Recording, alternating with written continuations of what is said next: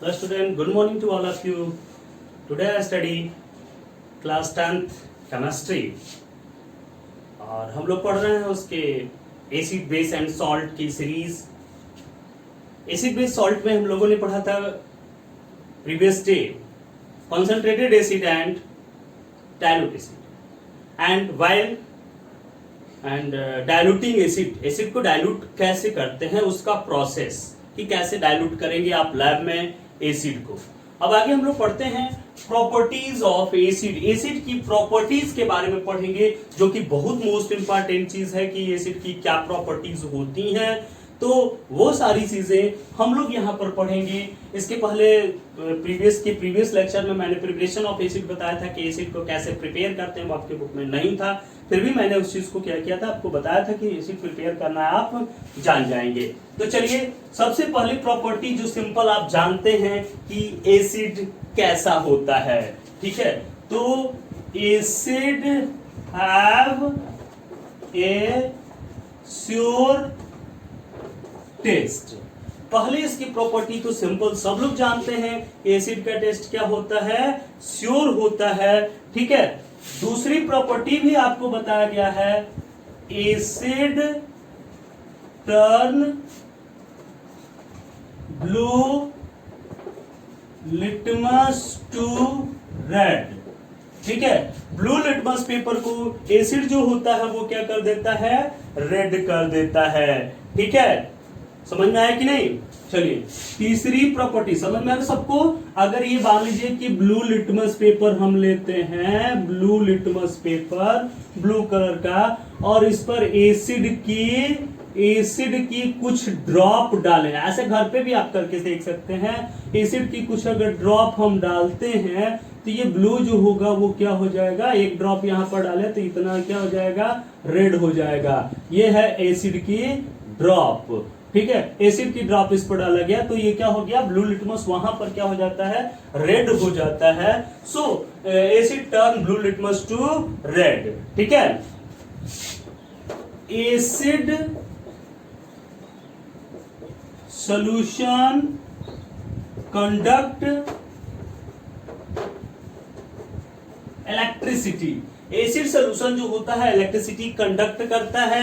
क्यों electricity conduct करता है, क्योंकि उसमें आयन फॉर्म्ड होते हैं। कोई भी एसिड सॉल्यूशन होता है, जैसे मान लेते हैं H2SO4 है सल्फ्यूरिक एसिड, तो इसमें 2+ आयन HN हो गए और SO4 2 माइनस आयन होते हैं, इस वजह से ये कंडक्ट करता है। लेकिन मैंने लिखा है एसिड सॉल्यूशन, एसिड नहीं करता। एसिड का जो एक्वस सॉल्यूशन होता है यानी dilute H2SO4, acid plus water होना चाहिए, इसको कहते हैं एक्वस सॉल्यूशन, ठीक है। तो एक्वस सॉल्यूशन होगा तभी वो क्या करेगा, इलेक्ट्रिसिटी कंडक्ट करेगा। अगर एक्वस सॉल्यूशन नहीं है तो इलेक्ट्रिसिटी कंडक्ट नहीं करेगा। जैसे आप अगर ले लें यहां पर एसिड सॉल्यूशन, अगर इसमें आप ले लेते हैं एसिड सॉल्यूशन, ठीक है, एक बीकर में एसिड सॉल्यूशन ले लिया, यहां पर 2 इलेक्ट्रोड ले लेते हैं, एक पॉजिटिव धन इलेक्ट्रोड पॉजिटिव इलेक्ट्रोड और एक निगेटिव इलेक्ट्रोड, ठीक है। अब होता क्या है कि एसिड और एसिड प्लस वाटर का सॉल्यूशन है, तो इसमें क्या होते हैं, आयन प्रोड्यूस होते हैं। तो जो प्लस आयन प्रोड्यूस होंगे वो क्या हो जाते हैं, इस कैथोड पर चले जाते हैं, और जो माइनस आयन हुए उस एनोड पर पॉजिटिव पर चले जाते हैं, और इस प्रकार से चार्ज मूव किया और इलेक्ट्रिसिटी क्या हो जाती है, कंडक्ट हो जाती है। आपको पहले चैप्टर में ये सारी चीजें पढ़ाई जा चुकी है फिजिक्स के इलेक्ट्रिसिटी में, ठीक है, इलेक्ट्रिक करंट में हम लोग ये सारी चीजें पढ़ चुके हैं, ठीक है। अब हम लोग पढ़ेंगे एसिड रिएक्ट विथ मेटल। चौथी property, acid react with metal. Acid metal से रिएक्ट करते हैं तो क्या बनता है, क्या होता है, ठीक है। एसिड जब मेटल से रिएक्ट करते हैं तो क्या होता है, एसिड जब मेटल से रिएक्ट करते हैं तो हाइड्रोजन गैस प्रोड्यूस करते हैं, to form hydrogen gas, hydrogen gas form करते हैं। तो एसिड रिएक्ट टू मेटल, किसी भी मेटल से रिएक्ट कराएंगे, यानी ये जो पहले ऐसे ही लिख लेते हैं सिंपल, फिर इक्वेशन लिखेंगे, ए मेटल प्लस एसिड, यानी मेटल जो है किसी एसिड से रिएक्ट करता है। तो सबसे पहला चीज मैंने बताया क्या करता है भाई, हाइड्रोजन गैस बनती है, हाइड्रोजन गैस प्रोड्यूस होती है। और क्या बनता है, सॉल्ट बनता है, यानी मेटल का ऑक्साइड बनता है। सॉल्ट बनता है मतलब मेटल का ऑक्साइड, मेटल का सल्फेट, जो भी होगा वो बनेगा, तो उसको हम लोग लिखेंगे सॉल्ट। यानी metal react with acid then form salt and hydrogen gas. चलिए फॉर एग्जाम्पल में लेते हैं। पहला example, zinc react with H2SO4, zinc react with sulphuric acid. Zinc का हम सल्फ्यूरिक एसिड से क्या करते हैं, रिएक्शन कराते हैं। चलिए देखते हैं जिंक का सल्फ्यूरिक एसिड से रिएक्शन कराए।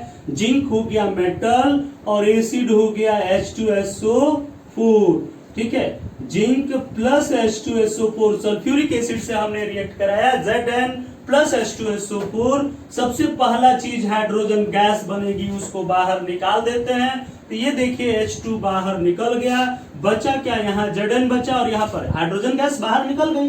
अब क्या बचा, SO4 बचा, Zn बचा, क्या हो जाएगा, ZnSO4 plus H2, ZnSO4 plus H2। ये है क्या, जिंक सल्फेट। जिंक सल्फेट यहां पर हमारा क्या हो गया, प्राप्त हो जाता है, जिंक सल्फेट हमारा प्राप्त हो गया, ठीक है। तो ये यहां पर ये जो जिंक होता है ये सॉलिड होता है, ये एक्वस सॉल्यूशन है, ठीक है, ऐसे लिख लेंगे। Zn जो है सॉलिड है, प्लस H2SO4 जो है वो क्या है, एक्वस सॉल्यूशन है। H2 जो प्राप्त हुआ वो क्या प्राप्त हुआ, गैस प्राप्त हुआ। तो जी आप लिख सकते हैं, बोले थे ना मोर सब्सटेंस होना चाहिए, और ये जो है ये भी एक्वस सॉल्यूशन है। तो इस प्रकार से क्या प्राप्त हुआ, Zn plus H2SO4 equal to ZnSO4 plus क्या, H2। तो इस प्रकार से ये ZnSO4 जिंक सल्फेट जो है ये क्या है, ए सॉल्ट, एक सॉल्ट है ये, ठीक है। तो ये सॉल्ट प्राप्त हो गया। अच्छा चलिए देखिए, अब कैसे जानेंगे कि हाइड्रोजन गैस प्रोड्यूस हो रही है, कैसे जानेंगे कि हाइड्रोजन गैस क्या हो रही है, प्रोड्यूस हो रही है। उसके लिए क्या करते हैं कि, तो उसके लिए जो है हाइड्रोजन गैस प्रोड्यूस हो रही है, उसके लिए बीकर एक लेंगे, ठीक है। इसमें से रिएक्शन कराया गया इस दोनों का, ठीक है, दोनों का रिएक्शन कराया गया। जो यहां से निकला सबस्टेंस उसको हम लोग क्या करते हैं, एक बीकर लेते हैं और उसमें ये वाटर का सॉल्यूशन भरे हुए हैं, ठीक है। अब जो गैस यहां से होगी ये बुलबुले के रूप में ऊपर की तरफ, बाहर की तरफ क्या होगी, निकलेगी। अब यहां पर हम क्या करते हैं, एक कैंडल ले लेंगे। क्या करेंगे, एक कैंडल ये है, ये कैंडल बर्निंग, एक बर्निंग कैंडल ले लेंगे, ठीक है। इसमें से बर्निंग कैंडल है, और जब इसके पास ये लेकर जाएंगे तो पॉपअप साउंड निकलेगा, ठीक है। पॉप साउंड उसमें से क्या होगा, निकलेगा पॉप साउंड, ठीक है। और अगर कैंडल के पास ले जाने से, किसी गैस के पास कैंडल ले जाने से पॉपअप का साउंड होता हो, पॉप साउंड निकलता हो, तो उसे क्या कहते हैं, कहते हैं कि ये कौन सी गैस प्रोड्यूस हुई, हाइड्रोजन गैस प्रोड्यूस हुई। तो ये क्वेश्चन एकदम पूछता है कि हाइड्रोजन गैस प्रोड्यूस हुई कैसे पहचानेंगे।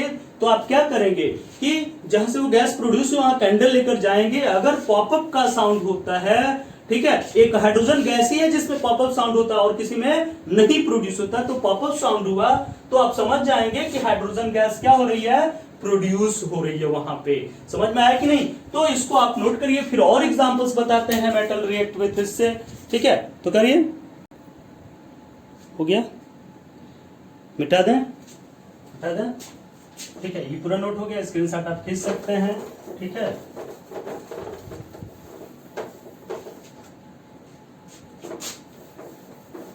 यहां पर आप पहचाने कैसे, लिख सकते हैं, only hydrogen gas burn, only hydrogen gas burn, ठीक है, making a pop sound, burn making a pop sound. ठीक है, ठीक। तो हाइड्रोजन गैस जलने पर क्या देता है, पॉप साउंड देता है। तो इससे इसको हम क्या करेंगे, पहचान लेंगे। चलिए और बहुत सारे एग्जांपल्स यहां पर देते हैं, तो मिटा देते हैं पहले।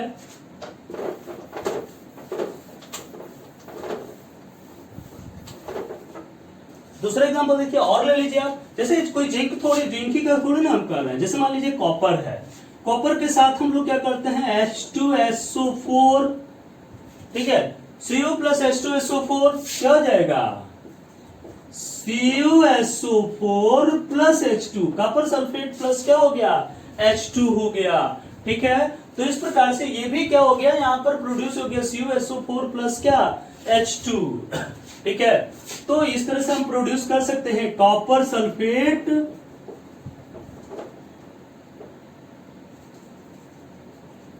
और ये हाइड्रोजन गैस यहां पर क्या हो गया, रिवॉल्व हो गया। तो Cu plus H2SO4 equal to CuSO4 plus H2। उसी तरह से क्या, Zn प्लस HCl। ठीक है, तो सबसे पहले आप देखिए Zn प्लस HCl, अब ये क्या हो गया, हाइड्रोक्लोरिक एसिड है, हाइड्रोक्लोरिक एसिड। ठीक है, तो हाइड्रोक्लोरिक एसिड Zn के साथ हम रिएक्ट करते हैं। तो यहां पर आप चलिए देखिए, सबसे पहले क्या प्रोड्यूस होता है भाई, H2। आपको बनाने का तरीका दिखा रहा है कि कैसे आप इक्वेशन लिखेंगे। ये तो आपको इक्वेशन पता है, ये आपका क्वेश्चन भी है कि इसको फिल इन द ब्लैंक्स को पूरा करिए। तो Zn plus HCl equal to क्या, H2 बाहर निकल गया। यहां से देखो एक ही H है, यहाँ H2 है, मतलब क्या हो गया, 2HCl हो गया। ठीक है, तो Zn plus 2HCl equal to H2 बाहर निकल गया, बचा क्या भाई, Zn बचा यहां से और Cl और 2 बचा, ZnCl2, zinc chloride plus H2, hydrogen gas क्या हो गया, इवॉल्व हो गया। तो इस प्रकार से रिएक्शंस को आप क्या कर सकते हैं, दे सकते हैं। इस रिएक्शंस को भी लिखिए थोड़ा और बता।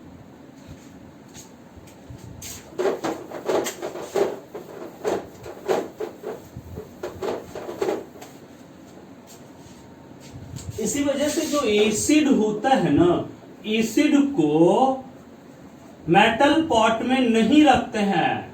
ठीक है, मेटल पॉट में नहीं रखते हैं। समझ में आया कि नहीं, क्यों नहीं रखते हैं, क्योंकि जैसे मान लेते हैं कि कोई भी चीज हो, जैसे कर्ड हो, विनेगर है, ठीक है, कर्ड है, विनेगर है, लेमन जूस है,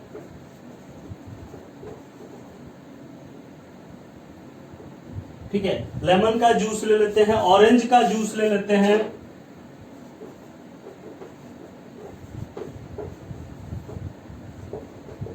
ये सब क्या है, ये सब जो है, ठीक है, ये सब के सब क्या है, एसिड है।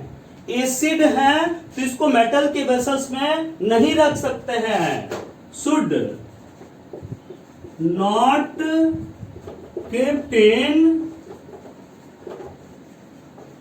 मेटल वेसल्स, मेटल के वेसल्स में नहीं रख सकते, क्योंकि मेटल इनके साथ क्या करेगा, मेटल के वेसल्स जैसे मान लीजिए कि कॉपर हो गया, जिंक हो गया, इन सब में इसको ये ब्रास हो गया, ब्रास में जिंक कॉपर सब मिला होता है, तो कॉपर हो गया, ब्रास हो गया, इन सब में इसको हम क्या करते हैं, नहीं रखते। क्यों नहीं रखते हैं, क्योंकि ये मेटल इसके साथ रिएक्ट करके क्या बनाएगा, मेटल के सबस्टेंस बना लेंगे ना, और जिसकी वजह से हमको क्या होगा, वो खराब करेगा, क्योंकि ये क्या करता है, रिएक्ट, क्योंकि acid react with metal, acid react with metal, और मेटल के साथ रिएक्ट करके उसका मेटल सल्फेट बनाता है, मेटल क्लोराइड बनाता है। ठीक है, तो ये सारी चीजें क्या करता है, बनाता है, और जिससे अगर उस फूड को खाएंगे तो जो फूड होगा, जो ये फूड होगा पॉइजनस हो जाएगा, पॉइजनस हो जाएगा और बैड फॉर हेल्थ,